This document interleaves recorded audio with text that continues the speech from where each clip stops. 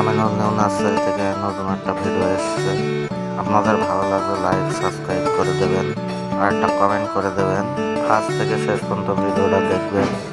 Pink কাঁঠাল চারা আছে।